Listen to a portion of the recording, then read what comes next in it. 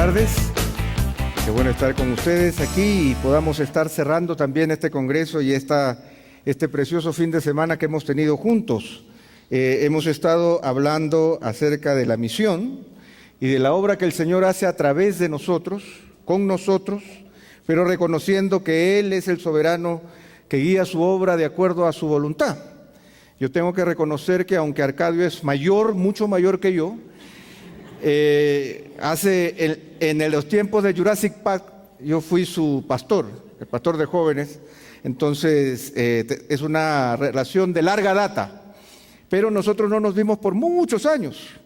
Pero lo bueno de la hermandad en Cristo es que podemos vernos nuevamente y sin importar el tiempo, parece que fue ayer que nos vimos. Así que damos gracias a Dios por estos encuentros que el Señor nos está permitiendo tener.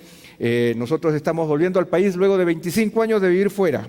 Así que también es toda una experiencia para nosotros reencontrarnos con los amigos. Para algunos que nos ven parece como si hubiéramos resucitado entre los muertos. Porque, ¡ah, Pepe! ¿Cuánto has envejecido? Algunos son demasiado sinceros, ¿no? Pero en esta tarde ya queremos cerrar el capítulo que empezamos el día viernes y queremos cerrarlo dando a entender algo que es muy importante reconocer con respecto a la misión de Dios. Definitivamente nuestro Dios es un Dios en misión, pero la misión que Él establece no es una misión institucional, no es una misión militar, no es una misión organizacional, no es simplemente un rescate. En la Escritura nosotros encontramos que el Señor se presenta como Padre, de tal manera que cuando Dios habla de su misión, habla del rescate de sus propios hijos, de ir a buscar y a salvar lo que se había perdido, pero en una relación filial, en una relación de cercanía, en una relación de búsqueda del Señor a aquellos que Él ama profundamente. Es cierto que el tema de la paternidad en nuestros días está muy cuestionada. Es cierto que se cuestiona mucho la presencia de los padres, a veces por sus malos actos y sus irresponsabilidades. Pero también es cierto que en la Escritura, a lo largo de toda la Biblia, la paternidad es exaltada, la paternidad es resaltada. La paternidad se establece, pero no como una categoría de beneficio, no solamente como un título para obtener beneficios y aprovecharme de los demás, sino que es un título de servicio. Cuando se habla del Padre, se habla de un siervo, se habla de alguien que amorosamente guía a sus propios hijos. Y es tal la magnitud del título Padre que Dios mismo se lo abroga a sí mismo. Dios mismo se hace llamar Padre. Y cuando nosotros, por ejemplo, encontramos una de las primeras misiones de la Escritura, que tiene que ver con el llamamiento de Moisés en el desierto para ir a rescatar al pueblo de Israel que estaba esclavizado en Egipto. Si nosotros abrimos nuestras Biblias en Éxodo, el capítulo 4, y vamos a recorrer varios pasajes de la Escritura, así que les invito a abrir sus Biblias o a encender sus Biblias, porque algunos ya las tienen en el teléfono. Entonces, o tenemos también Biblias que ustedes pueden recibir de la iglesia para que las puedan usar en este momento. Pero en Éxodo, el capítulo 4, el verso 22, cuando el Señor le está dando el mensaje que debe llevar en su nombre al faraón, en Éxodo 4, 22, le dice: y dirás a Faraón, Jehová ha dicho así, Israel es ¿qué? Es mi hijo, mi primogénito. Por lo tanto, cuando nosotros hablamos de Dios yendo en búsqueda de su pueblo, no va simplemente como un comandante militar en la búsqueda de rescate. No va como el presidente de una nación tratando de liberar a su pueblo. No es un prócer independentista. Cuando Dios se presenta como Padre, está presentando su corazón y está presentando el valor que para Él tiene de una manera especial esas criaturas que Él ha creado. No es una relación institucional, es una relación filial, es una relación de amor, es una relación paternal. Pero eso es algo que Israel no entendió. Israel nunca llegó a ver necesariamente a Dios en esta presentación de padre. Básicamente, Israel veía a Dios como un ser lejano, un juez supremo, alguien que estaba con el rostro adusto, listo para castigar. Israel creyó que la mejor manera de reconciliarse con Dios, era cumpliendo ritos religiosos, a través de un código moral, a través de un legalismo absoluto en sus propias vidas. De tal manera que ellos eran incapaces aún de pronunciar el nombre de Dios. De esa manera y de esa magnitud era la distancia que existía entre el pueblo de Dios y su Dios. Aunque Dios mismo se había presentado como Padre, ellos no lo entendieron de esa manera. Por eso es que cuando Jesús viene, Él viene a anunciar el Evangelio, que se traduce como las buenas noticias. Y parte de las buenas noticias era restablecer la cercanía que había y que debería existir entre la relación de un pueblo para con su Dios, pero un Dios que se presenta como Padre. Un Dios que se presenta de una manera cercana. Un Dios que se presenta para establecer un vínculo filial con sus criaturas. Es por esa razón que si nosotros simplemente analizamos estadísticamente los evangelios, que son Mateo, Marcos, Lucas y Juan, nosotros vamos a descubrir de manera sorprendente que Jesús se refiere a Dios como Padre en más de 150 oportunidades. Ustedes saben que los evangelios son muy cortitos, por lo tanto es muy significativo el hecho de que Dios se refiera, o que Jesús se refiera a Dios como Padre. Y esta relación y este vínculo filial es un vínculo sumamente importante. Era algo que los rabinos, los sacerdotes, los fariseos, los escribas no podían entender. Ellos habían ya establecido su relación con Dios a través de los ritos religiosos, a través de los sacrificios, a través de las prácticas religiosas que ellos muy religiosamente cumplían, a través de una conducta moral intachable, pero no había entre ellos cercanía para con su Dios. Jesucristo quiere establecer una cercanía para con su Dios. Y quizás en el momento más difícil de la vida de Jesús, cuando Él estaba allí en el Getsemaní, entendiendo que sus horas estaban contadas y que iba a ofrecerse por la humanidad, Él establece una oración que Marcos redacta en el capítulo 14, que yo les voy a leer ahora, y dice: Abba, Padre, todas las cosas son posibles para ti. Aparta de mí esta copa, mas no lo que yo quiero, sino lo que tú. Él utiliza esta palabra Abba. ¿Qué significa esta palabra Abba? Padre en hebreo es Abinú. En hebreo, padre es Abinú. Y el diminutivo afectivo para padre es Abba. Así como cuando nuestros hijos pequeños empiezan a reconocernos y no nos dicen: oye, habló, ¿qué dijo? Padre. No hay un niño que haga eso, ¿verdad? Nosotros reconocemos que nos dice pa o ma, ¿verdad? O papi, o algo por el estilo. Ese diminutivo afectivo y cercano es lo que Abba significaba en el tiempo de Jesús. Básicamente lo podríamos traducir como papito.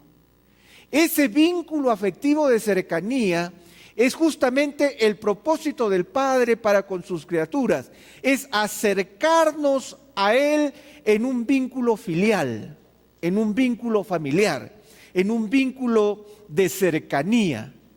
El Señor realizó una obra perfecta, nuestro Señor Jesucristo, en la cruz del Calvario, derramando su sangre por nuestros pecados, porque nosotros estábamos separados de Él. Estábamos, como dice la Escritura, muertos en nuestros delitos y pecados. Dice el apóstol Pablo que nosotros éramos hijos de ira, lo mismo que todos los demás. De tal forma que el Señor establece un plan, establece una misión pone a su propio Hijo a disposición para ocupar nuestro lugar, para que nosotros nos pudiéramos acercar a Él. Y en el Evangelio de Juan, y por favor acompáñenme ahora sí al Evangelio de Juan, en el capítulo 1, nosotros vamos a leer justamente este proceso. En Juan el capítulo 1, a partir del verso 9, nosotros encontramos este mensaje que tiene que ver con el propósito del Padre, que tiene que ver con la misión de Dios. Dice, aquella luz verdadera que alumbra a todo hombre venía a este mundo. En el mundo estaba, y el mundo por él fue hecho, pero el mundo no le conoció. Esa es la realidad de nuestra supuesta relación con Dios. El mundo fue creado por Dios y sus criaturas no le reconocen. El verso 11 dice, a lo suyo vino y los suyos no le recibieron. Cuando Él tocó la puerta de nuestras casas y de nuestras vidas, nosotros no abrimos la puerta porque no sabíamos quién llegaba. Y no sabíamos quién llegaba porque no teníamos ninguna relación con Él, porque estábamos separados de Dios. Pero en el verso 12 está el gran anuncio del Evangelio. Estas son las buenas noticias. Mas a todos los que le recibieron, a los que creen en su nombre, les dio potestad de ser hechos hijos de Dios. El Señor no quería que te conviertas en miembro de su institución religiosa. El Padre no quería que tú te conviertas en un seguidor suyo. Dios no quería que tú te conviertas tampoco en una buena persona y sigas tu camino. Él quería establecer contigo el vínculo más estrecho que puede existir entre dos personas. El vínculo de padre e hijo, de padre e hija. Y dice el pasaje de una manera muy clara que el Señor nos dio el poder de ser hechos.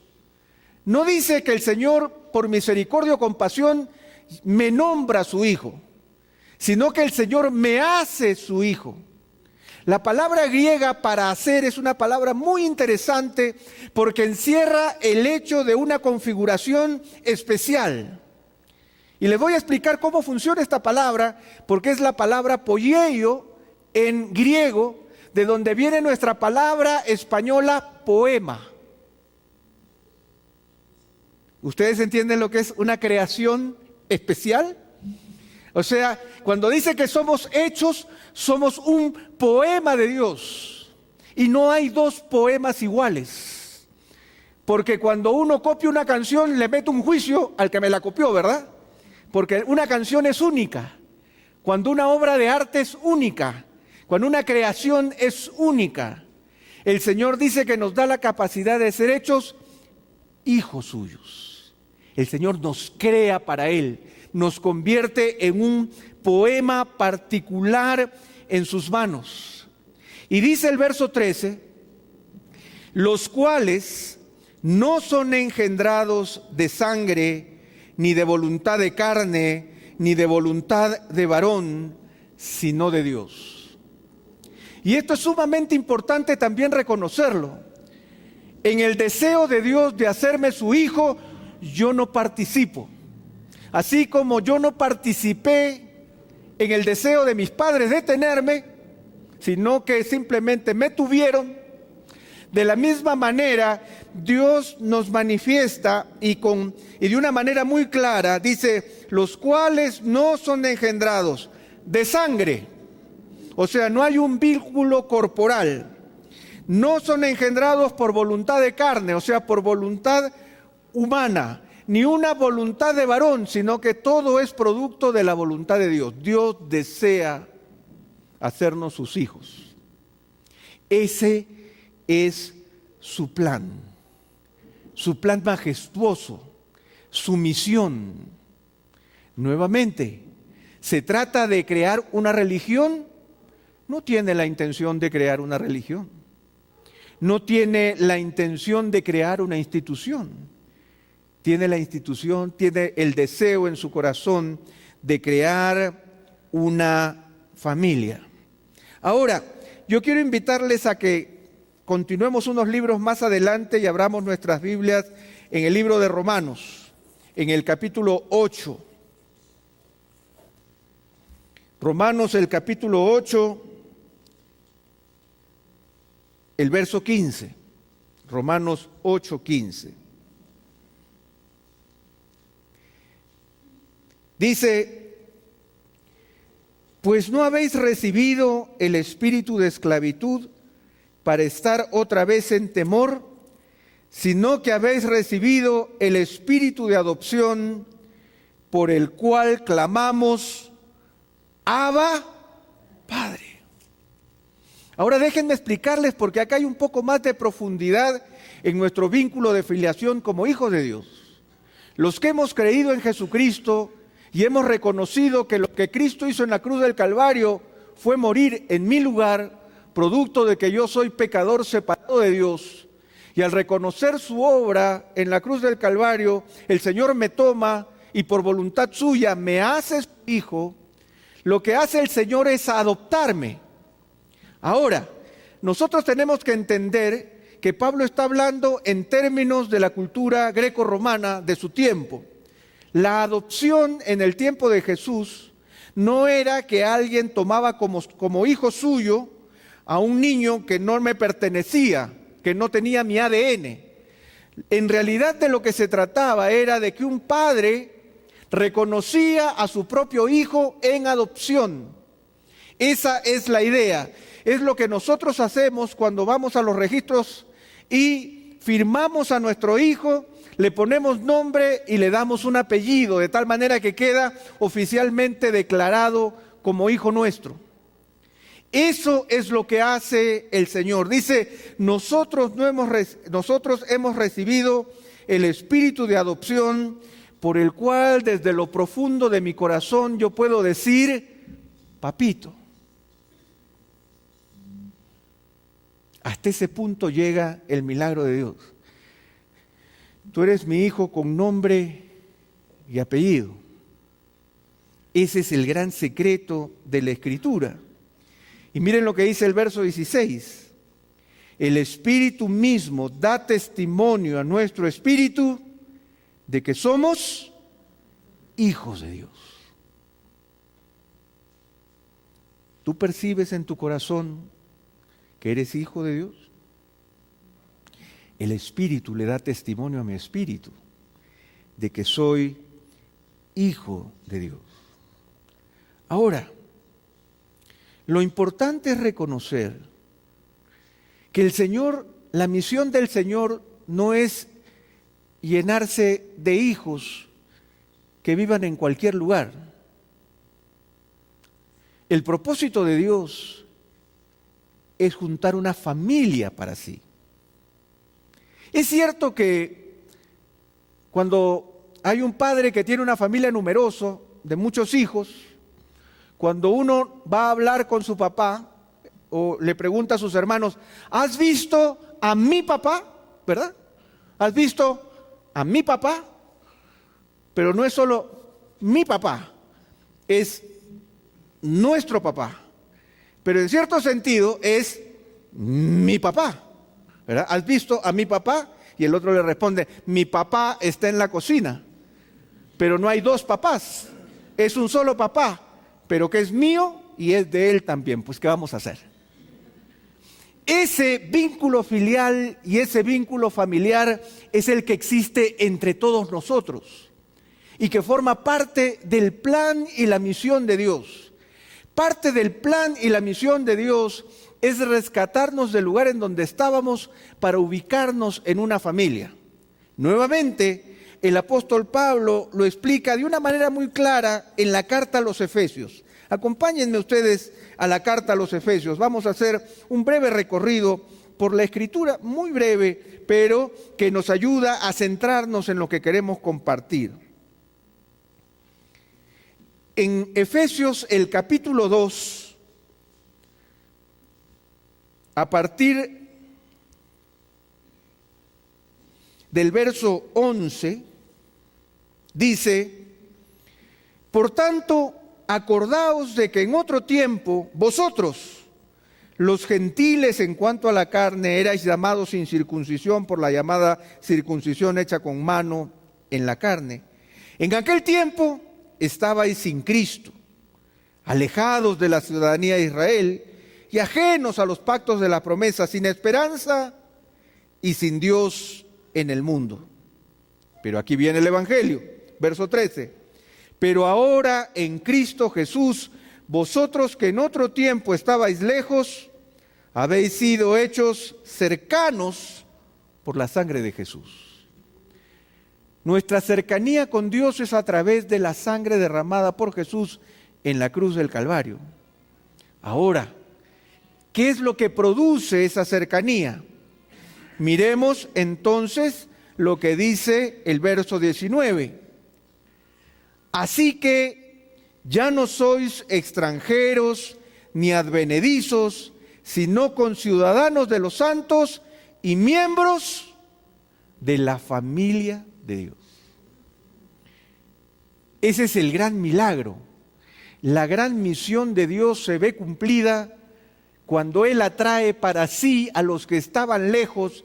Él va en la búsqueda de los que estaban lejos, y esos que estaban lejos son atraídos por la sangre de Jesús, renovados, hechos hijos de Dios por el poder de Dios, de tal manera que nuestro espíritu reconoce que somos sus hijos y el Señor nos deposita en una familia nueva. Somos familia de Dios, miembros de la familia de Dios. Ese es el propósito del Padre. El propósito del Padre es atraernos hacia sí, de tal manera que podemos ver tres características muy rápidamente de ese propósito de Dios. En primer lugar, el gran propósito de Dios en la misión que Él ha emprendido es crear para sí una gran familia espiritual, en donde Él es la cabeza y padre y nosotros nos denominamos sus hijos y sus hijas. En algún momento el Señor estaba hablando y el apóstol Pedro le pregunta: Señor, nosotros que te estamos siguiendo por tanto tiempo y que lo hemos dejado todo, ¿qué recompensa vamos a tener? Y Jesús, que siempre le tuvo paciencia al apóstol Pedro, le responde, pero no le responde a él, sino que responde de manera general. Y él le dice a Pedro en Mateo capítulo 19, y le dice: cualquiera que haya dejado casas o hermanos o hermanas o padre o madre o mujer o hijos o tierras por mi nombre, recibirá 100 veces más. Esta es la realidad de la familia de Dios. Nuestros vínculos fraternos y nuestros vínculos filiales, todos nosotros tenemos familia, pero en Cristo el Señor nos regala una familia aún más numerosa. En este lugar, en esta casa, en esta iglesia, hay una familia de Dios, en donde el número de mis hermanos se ve multiplicado, el número de mis hermanas se ve multiplicado. Mis hermanos mayores o las personas mayores son mis hermanos, pero también los puedo reconocer como padres y como madres, de tal manera que ya no estamos solos, porque como bien dice la Escritura, ay del solo, que cuando cayere no habrá quien lo levante. O también reconocer que podemos ser más sabios, porque en la multitud de consejeros está la sabiduría. Y eso es lo que obtenemos como familia en Cristo. No uno, no dos, sino 100 veces más.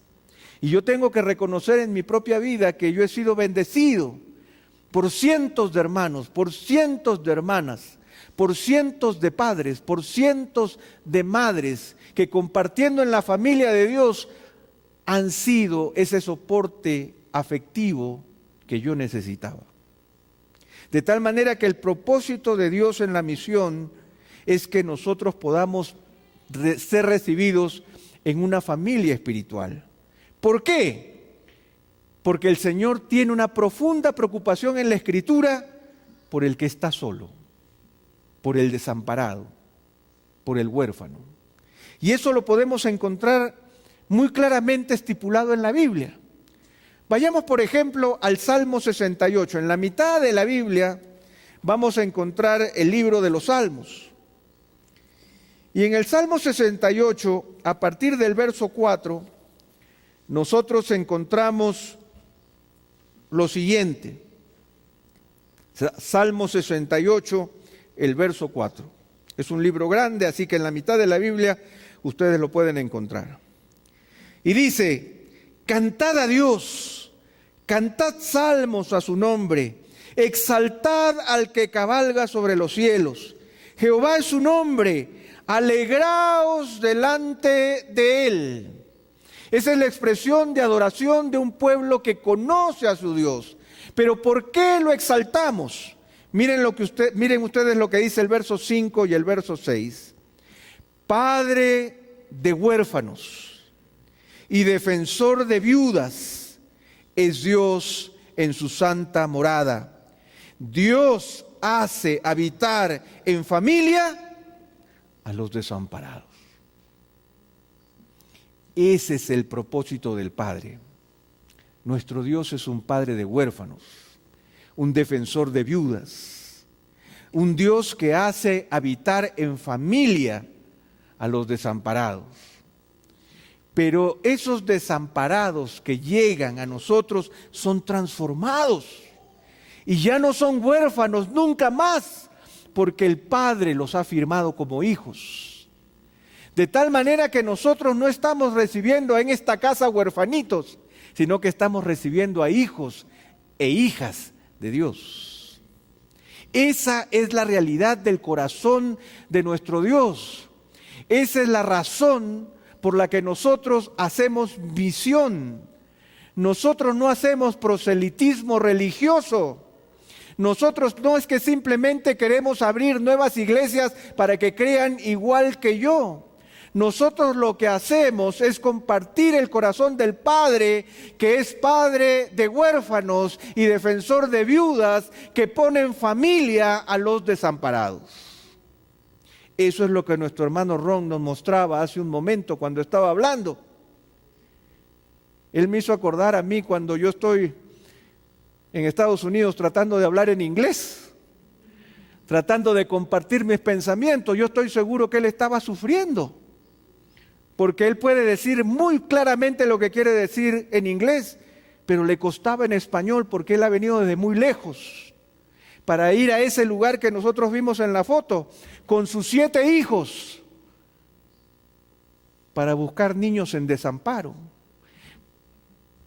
¿Porque él es bueno? No, porque está siguiendo al Padre, porque el Padre es Padre de huérfanos y defensor de viudas, que pone en familia a los desamparados. Esa es la misión de Dios. Y en el Salmo 103, si ustedes avanzan unos salmos, por favor, en el Salmo 103 nosotros encontramos esa realidad en nuestras propias vidas, porque el Señor nos dice en su palabra a partir del verso 10, Salmo 103, el verso 10, dice: no ha hecho con nosotros conforme a nuestras iniquidades, ni nos ha pagado conforme a nuestros pecados. Porque como la altura de los cielos sobre la tierra, engrandeció su misericordia sobre los que le temen.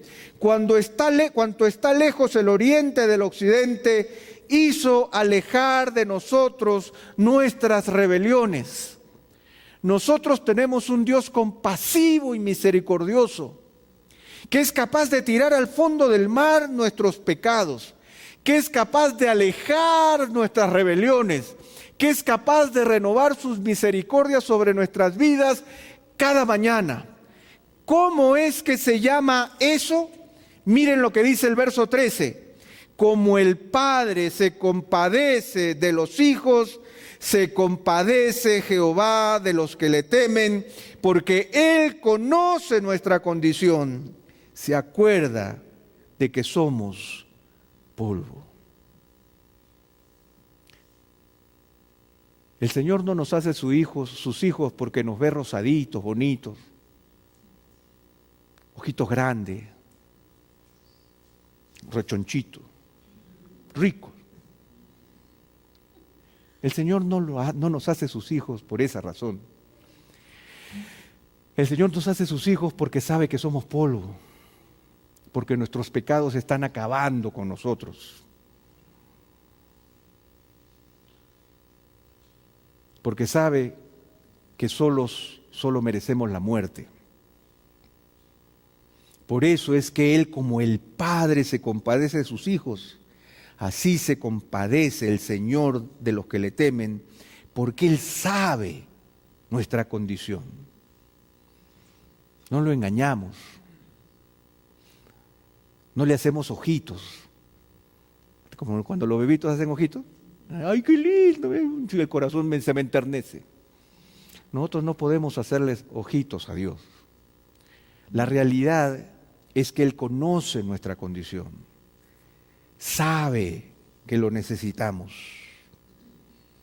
Por eso es que su misión no es solamente concederte un deseo o sanarte una enfermedad o proveerte el alimento o calmar tu ansiedad.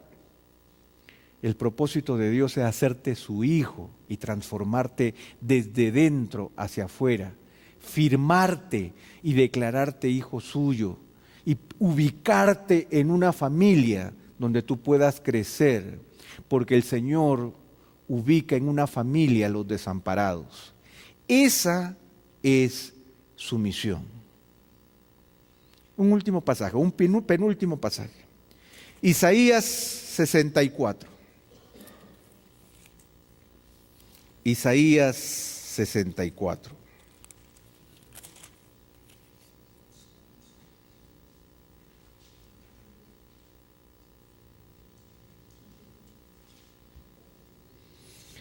Isaías 64, a partir del verso 6, vuelve a manifestarse nuestra realidad. Isaías 64.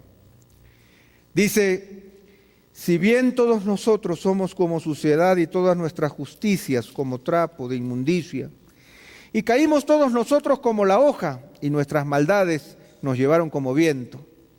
Nadie hay que invoque tu nombre, que se despierte para apoyarse en ti, por lo cual escondiste de nosotros tu rostro y nos dejaste marchitar en poder de nuestras maldades.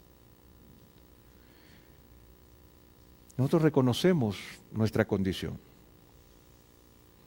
Reconocemos que si observamos solamente nuestra realidad es muy difícil que nos podamos llamar hijos de Dios. Pero miren la oración de Isaías en el verso 8. Ahora pues, Jehová, tú eres, ¿qué cosa? Nuestro Padre. No dice médico, no dice juez, no dice albañil, no dice arquitecto, no dice psiquiatra, no dice psicólogo. Tú eres nuestro Padre. Y nosotros, ¿qué somos? Barro. Y tú el que nos formaste, así que obra de tus manos somos todos nosotros. La misión del Padre es trabajar en nosotros como el alfarero trabaja el barro. Porque es interesante que Isaías no dice: ahora Señor, tú eres nuestro Padre y nosotros tus hijos. No, porque las categorías. Ahora Señor, tú eres nuestro Padre y nosotros barro. Porque Él conoce nuestra condición, sabe que somos polvo. Échale agüita y es barro. Pero si es barro, es moldeable. Y el Señor va a trabajar en nuestras vidas. Lo cierto es que el Señor está trabajando en nuestras vidas. Y esa es la misión de Dios en medio de esta familia. Es reconocer que mi Padre es también tu Padre. Si es que has reconocido a Jesucristo como tu Señor y Salvador. Si has reconocido a Jesucristo como tu Señor y Salvador, entonces el Señor ha hecho una transformación interior en tu corazón que te hace reconocer a Dios cercano y le puedes decir papito. Pero sabemos todos nosotros que el Señor sigue trabajando en nuestras vidas. Porque si no fuera por la realidad de la obra del Señor y la misericordia de Dios permanente en nuestras vidas, tú no estarías sentado allí y yo no estaría parado aquí. Y el último que sale, apaga la luz. Pero el Señor es un Dios misericordioso, un Dios amante, un Dios poderoso, un Dios bueno, que nos ha declarado sus hijos por su sola misericordia. De tal manera, hermanos, que esa es la misión de nuestro Padre. Crear una familia, disfrutar de esta familia, que nosotros podamos sobrellevar los unos las cargas de los otros, que nosotros podamos llorar con los que lloran y reír con los que ríen, que podamos acompañar a los que se duelen y podamos celebrar con los que se gozan, en donde todos nosotros somos hijos de Dios por su sola misericordia, por el deseo único de la voluntad de nuestro Padre. Como yo les dije que quedaba un solo pasaje por ver, y yo quiero que abran sus Biblias en Lucas el capítulo 15. En Lucas el capítulo 15, nuestro Señor Jesucristo expresa a través de una ilustración, a través de un cuento, Él expresa esta realidad de la misión del Padre. Y en Lucas el capítulo 15, a partir del verso 11, cuenta la parábola del hijo pródigo. Ustedes conocen la parábola del hijo pródigo, ¿verdad?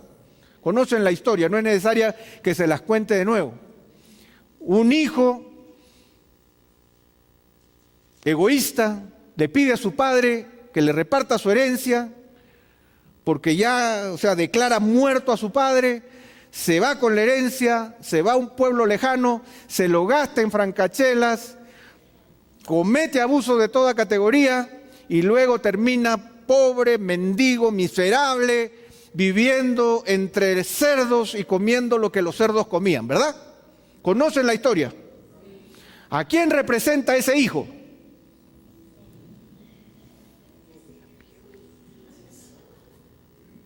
Tú sabes, a ti también, Los otros no, pero tú y yo, a nosotros.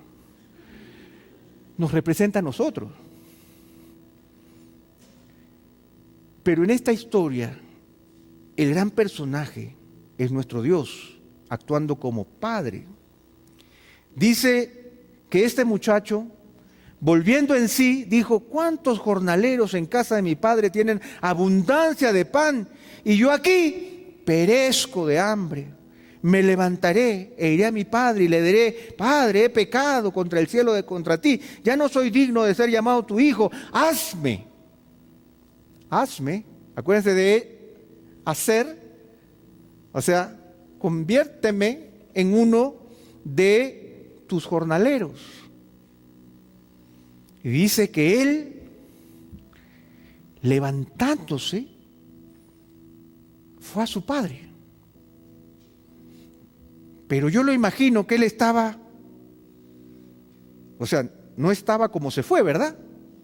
Estaba acabado, pelucón, barbudo, sucio, vivía entre los cerdos, anémico, con unos pómulos grandes de lo flaco que estaba, los ojos salidos, tal vez lleno de qué cosas en el cuerpo, caminando lentamente en la búsqueda de su padre. Pero aquí es donde la historia maravillosa nos muestra la misión de nuestro Padre para con cada uno de nosotros. Dice el verso 20, Lucas capítulo 15: y levantándose vino a su padre, y cuando aún estaba lejos,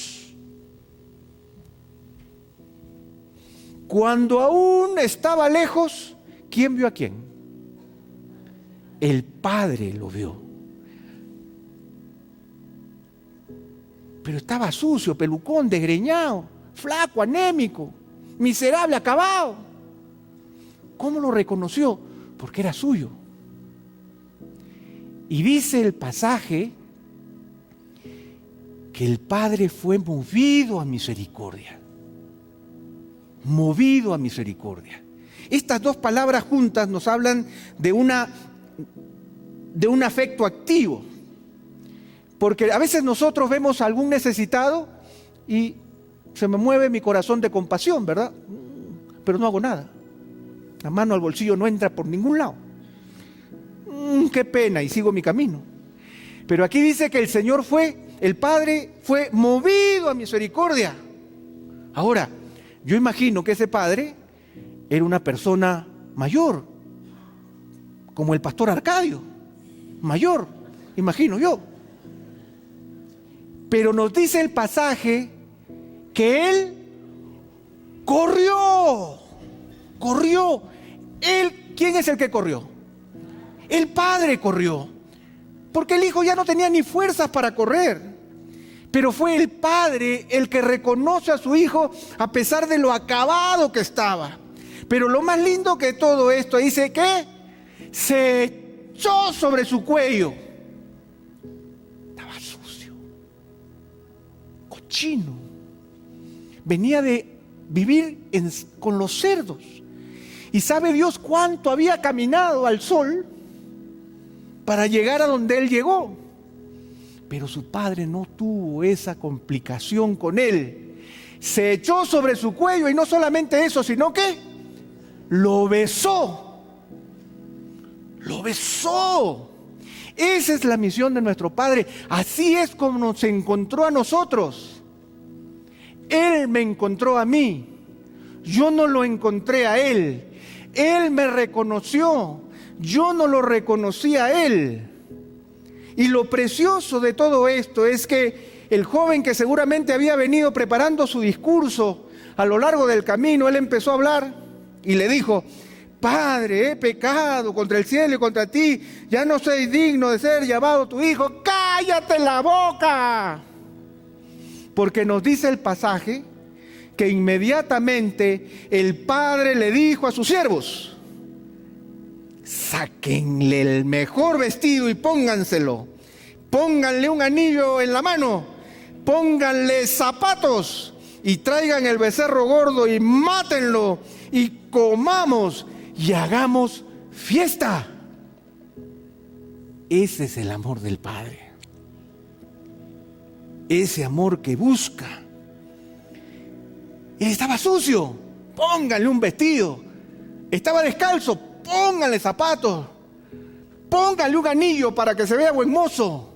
Y maten al becerro gordo. Y empecemos a hacer fiesta, porque mi hijo estaba muerto, pero he aquí que vive y ahora está conmigo nuevamente. Ese es el amor del Padre. Pero yo quiero terminar con un pequeño detalle, que es el detalle que nos corresponde a nosotros. Ya nosotros volvimos al Señor, ya el Señor nos encontró, pero ¿cuál es nuestra misión? Yo no sé si ustedes se han dado cuenta con un detalle. Dice que el Padre estaba en el balcón, mirando, y en eso vio: Dios, ¿es o no es? Es.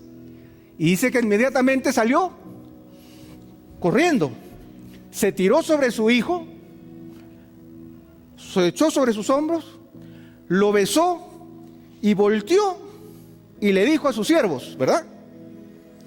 ¿Y de dónde aparecieron esos siervos?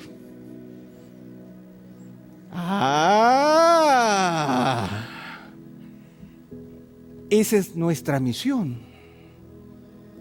Acompañar al Padre cada vez que corra a encontrarse con uno de sus hijos. Nosotros no los vamos a reconocer, pero el Señor sí los va a reconocer. Por lo tanto, a mí me toca. El Padre, ahora yo no soy el Padre, ahora el Padre está ahí. Y en eso, oye, ¿qué pasa? El Señor está corriendo, vamos detrás de él, vamos detrás de él. ¿Hacia dónde irá? Vamos a alcanzarlo.